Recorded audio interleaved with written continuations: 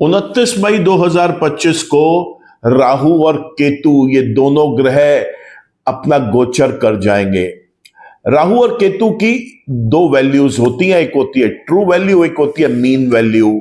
बिल्कुल भी भ्रमित ना हो, कुछ वीडियोस में, कुछ यूट्यूब चैनल्स पर, कुछ गूगल के न्यूज में, कुछ आर्टिकल्स में आपको दिख रहा होगा कि राहु और केतु का गोचर 18 तारीख को होने जा रहा है। वो भी ठीक है, क्योंकि वो हाथ से उसकी मीन वैल्यू ट्रांसफॉर्म हो जाएगी, ट्रांजिट ले लेगी। लेकिन जब हम ज्योतिष की बात करते हैं, ज्योतिष गणनाओं की बात करते हैं, एक पूरे एनालिसिस की बात करते हैं, वहां पर हम देखते हैं राहु और केतु की ट्रू वैल्यू। और वो ट्रू वैल्यू के अकॉर्डिंग राहु और केतु जो अपना गोचर करेंगे वो 29 तारीख तक जाके कंप्लीट होगा। 18 से शुरू होकर 29 को टोटली कंप्लीट हो जाएगा। मीन वैल्यू और ट्रू वैल्यू दोनों जो है 29 मई 2025 को कन्वर्ट हो चुकी होंगी। मीन राशि से कुंभ राशि के अंदर राहु आ जाएंगे और कन्या राशि से सिंह राशि के अंदर केतु आ जाएंगे। राहु और केतु किन राशियों के लिए शुभ रहेंगे, किन के लिए अशुभ रहेंगे, उसका मैं वीडियो बना चुका हूं और आज का ये वीडियो मैं बनाने जा रहा हूं केतु ग्रह के ऊपर। केतु ग्रह इस 29 मई 2025 से लेकर 25 नवंबर 2026 तक उनका प्रभाव विभिन्न राशियों पर, विभिन्न लग्नों पर कैसा रहेगा। बने रहें आप मेरे साथ इस वीडियो में। नमस्कार दोस्तों, मैं हूं डॉक्टर विवेक चोपड़ा। आज चर्चा करने जा रहा हूं मैं केतु ग्रह की। देखिए, हम सब जानते हैं कि केतु ग्रह जो है वो एक पूंछ है। जैसे हमारे इक्वेटर के दो नोड्स हैं, ये साउथ नोड और नॉर्थ नोड। तो एक हिस्सा जो है, जो धड़ है, वो राहु है और जो पिछला हिस्सा है उसे हम केतु बोलते हैं, जिसे हम पूंछ भी बोल लेते हैं। राहु जहां बैठते हैं उसके हिसाब से अपने फल देने में सक्षम है, लेकिन केतु के साथ एक बात है कि केतु जिसके भाव में बैठते हैं उसके अनुसार फल देंगे। जैसे पिछले कुछ समय से वो कन्या लगन में, कन्या राशि के अंदर चल रहे थे, तो राहु चल रहे थे मीन राशि के अंदर, तो राहु अपने फल दे रहे थे, लेकिन केतु उस महीने जो बुध की स्थिति है उसके अनुसार फल दे रहे थे। ठीक उसी प्रकार अब जब केतु ग्रह कन्या राशि से सिंह राशि में गोचर कर जाएंगे तो यहां पर वो सूर्य के हिसाब से रिजल्ट्स देंगे। और हम सब जानते हैं कि सूर्य की जो संक्रांति है वो हर महीने एक बार हो जाती है, जो मिडिल ऑफ द मंथ में होती है। अगर हम बात करें जून की तो 15 जून को सूर्य का संक्रांत होगा। जुलाई की बात करें तो 16 तारीख को हो जाएगा जुलाई में। मई की बात करें तो ये 14 तारीख को संक्रांति हुई थी। तो हर महीने जब सूर्य की संक्रांति होती है तो सूर्य गोचर कर जाते हैं किसी दूसरे भाव में। उस भाव में, उस राशि में गोचर होने पर वो जिस लगन के लिए शुभ या अशुभ होंगे, 25 नवंबर 2026 तक केतु भी उन्हीं को फॉलो करेंगे। वो भी शुभ और अशुभ उसी प्रकार ही रहेंगे। तो आज का ये वीडियो बड़ा छोटा सा वीडियो है।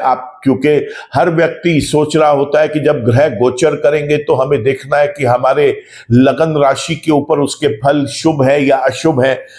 राहु के फल अगले 25 नवंबर 2026 तक किसी भी एक लगन के लिए एक समान रहेंगे, क्योंकि उन्होंने अपने ही फल देने हैं।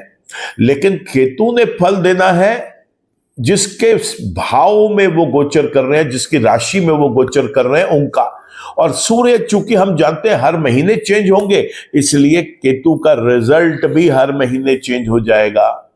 तो आप हमारे वीडियोस निरंतर देखते रहें, उससे आपको यह पता चलता रहेगा कि केतु और सूर्य उस महीने शुभ है या अशुभ है। बस फर्क इतना है कि सूर्य जहां बैठेंगे अगर वो शुभ है तो उसके ठीक सामने वाले स्थान का और रिजल्ट्स देंगे, क्योंकि केतु अपना रिजल्ट देते हैं, अपने से 7वें भाव का रिजल्ट्स देते हैं। जिन भाव के वो स्वामी है यानी कि सिंह राशि के, उसका रिजल्ट्स देंगे। लेकिन जब केतु है ये सिंह राशि में बैठकर इसने जो रिजल्ट्स देने हैं वो अपने से 5वें, 7वें और 9वें स्थान के रिजल्ट्स देने हैं। तो केतु से 5वां स्थान जो होगा वो होगा धनु राशि, क्योंकि सिंह राशि में ये बैठे हैं। 7वां स्थान जो होगा वो होगा कुंभ राशि, और 11वां स्थान जो है वो होगा मेष राशि। तो केतु ग्रह जो है शुभ और अशुभ रिजल्ट्स जब देंगे तो वो सिंह राशि के, धनु राशि के, कुंभ राशि के और मेष राशि के देंगे। तो उस महीने अगर सूर्य शुभ है तो इनके इन भाव में शुभ रिजल्ट्स मिलेंगे, और अगर केतु अशुभ रिजल्ट्स दे रहे हैं इसका मतलब सूर्य उस महीने अशुभ है। अब सिंह राशि के अंदर बैठने पर वो हर किसी व्यक्ति की कुंडली के अंदर एक अलग पोजीशन होगी। मान लीजिए किसी का कन्या लगन है तो उसके लिए 12वें भाव में चले जाएंगे, तो 12वें भाव में जाएंगे तो वहां पर चौथे भाव को, छठे भाव को, 8वें भाव को देखेंगे। मान लीजिए किसी का मेष लगन है तो यहां पर पंचम भाव में आ जाएंगे, तो पंचम भाव में जब आएंगे तो यहां पर 5वें भाव के, 9वें भाव के, 11वें भाव के और लगन के रिजल्ट्स देंगे, क्योंकि केतु ने रिजल्ट्स देने हैं जहां बैठे हैं वहां के, और जहां उनकी 5वीं, 7वीं, 9वीं दृष्टियां पड़ेंगी वहां की।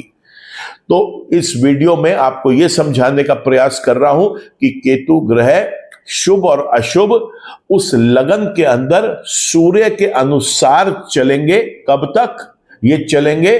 25 नवंबर 2026 तक। तो आप हर महीने इस चीज को वॉच करिए कि आपके लगन के अंदर सूर्य ग्रह शुभ है या अशुभ है। अगर सूर्य ग्रह शुभ है तो केतु के भी शुभ रिजल्ट्स मिलेंगे, सूर्य ग्रह अशुभ है तो केतु के भी अशुभ रिजल्ट्स मिलेंगे। केतु ग्रह अगर शुभ है और जन्म के भी आपके शुभ है और उनकी केतु की महादशा, अंतरदशा, प्रत्यंतर दशा या सूक्ष्म दशा भी चल रही है, तो आपने यहां पर केतु का रतन जरूर धारण कर लेना है, जिसको हम लहसुनिया बोलते हैं, अंग्रेजी में इसे कैट्स आई या क्राइसोबेरल भी बोल देते हैं। लेकिन अगर केतु ग्रह आपके जन्म के अशुभ हैं और गोचर में वो सूर्य की पोजीशंस के अनुसार कभी शुभ या अशुभ हो सकते हैं, तो अगर जन्म के अशुभ है तो उसका रतन तो कभी नहीं धारण करेंगे। हाँ, केतु के उपायों के अंदर गणेश भगवान की पूजा अर्चना करना बहुत शुभ रहता है। केतु के स्वयं के मंत्र जप करें, बड़ा शुभ रहेगा। साथ ही साथ ऐसे व्यक्ति को, कोड़ियों को, लेपर्स को कंबल दान करना चाहिए, खाने पीने की चीजें दान करना चाहिए, बड़ा शुभ रहेगा। सड़क के आवारा कुत्तों को भोजन का प्रबंध करें, खास तौर से ब्रेड को दूध में मिक्स करके किसी भी एक बाउल में रखकर रोज रात को आप फुटपाथ पर रख के आएं और कुत्ते को फीड करें, बड़ा शुभ रिजल्ट्स मिलता है इससे। केतु के अगर और शुभ रिजल्ट्स लेना चाहते हैं तो 4 आलू को पीले हल्दी के अंदर उबाल के और उबालने के बाद फिर उसके ऊपर थोड़ा सा हल्दी का लेप लगा के या तो शिवलिंग के ऊपर रखकर आ जाएं और या फिर उसे चलते पानी में प्रवाह कर दें। ऐसा करना भी बहुत शुभ रहेगा। गणेश भगवान की पूजा अर्चना करना बहुत शुभ रहेगा। गणेश भगवान की पूजा अर्चना के साथ साथ गणेश भगवान को सुबह आप एक बेसन का लड्डू या एक मोदक उनको चरणों में उनके चढ़ाएं, आंख बंद करके पूजा पाठ करें और पूजा पाठ समाप्त होने के बाद भगवान से इजाजत लेके, परमिशन लेके आप उनकी उसी भोग जो आपने उनके चरणों में लगाया था उसी को ही प्रसाद के रूप में स्वीकार करके आप स्वयं खा लें, परिवार के सदस्यों को खिलाएं, बहुत शुभ रिजल्ट्स मिलते हैं। ऐसे में ब्राउन कलर के जो कपड़े हैं उन्हें पहनने से परहेज करें अगर केतु ग्रह अशुभ है। अगर केतु ग्रह शुभ है तो आप कोई भी रंग को यूज कर सकते हैं, कोई ऐसा इश्यू उसके अंदर नहीं है। केतु ग्रह अगर अशुभ है तो ऐसे व्यक्ति को, चाहे केतु ग्रह शुभ भी है तो भी ऐसे व्यक्ति को आस्तिक होना बहुत जरूरी है और पूजा अर्चना देवी देवताओं का पूजा पाठ करना बहुत जरूरी होता है। गणेश चालीसा पढ़ें, बहुत शुभ रिजल्ट्स मिलते हैं। गणेश चतुर्थी जब भी आती है तब अपने घर के अंदर गणेश भगवान को जरूर विराजें, ऐसा करना भी बहुत शुभ रहेगा। तो ये सरल छोटे से उपाय हैं जिससे हम केतु की नेगेटिविटीज को रिड्यूस कर सकते हैं। तो आज के वीडियो में तो दोस्तों केवल इतना ही। वीडियो अगर आपको पसंद आया हो तो आप इसे लाइक करना, कमेंट करना, इस पर शेयर करिए इसे। आपने चैनल अगर सब्सक्राइब कर लिया है तो थैंक यू। चैनल आपने सब्सक्राइब अभी तक नहीं किया तो चैनल को भी सब्सक्राइब कर लें। बेल आइकन को जरूर क्लिक करें ताकि कोई भी नया वीडियो अपलोड होता है उसका एक अपडेट आप तक पहुंच सके। ईश्वर आप सबका भला करे। नमस्कार।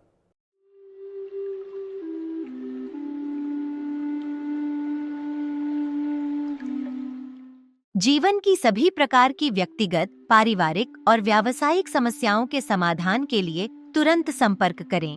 डॉक्टर विवेक चोपड़ा, पीएचडी, गोल्ड मेडलिस्ट, विश्व विख्यात ज्योतिषाचार्य एवं वास्तु एक्सपर्ट। कॉल अथवा व्हाट्सएप करें 9311131069 9212431069।